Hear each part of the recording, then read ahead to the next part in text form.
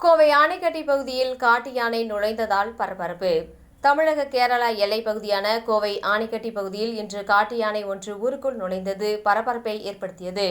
அங்குள்ள பள்ளி அருகே வனப்பகுதியில் இருந்து வெளியேறிய இந்த யானை அந்த வழியாக சென்றவர்களை துரத்தியதாக தெரிவிக்கப்படுகிறது.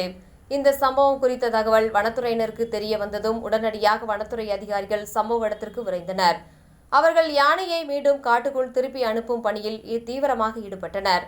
பகல் நேரத்தில் யானை வெளியே வந்தால் அப்பகுதி மக்கள் மத்தியில் பீதி ஏற்பட்டது. இந்த சம்பவம் குறித்த வீடியோ ஒன்று தற்போது சமூக வலைதளங்களில் வெளியாகி வைரலாகி வருகிறது. இந்த வீடியோவில் யானை தெருவில் நடமாடுவதும் மக்கள் பயத்துடன் ஓடுவதும் காணப்படுகின்றது.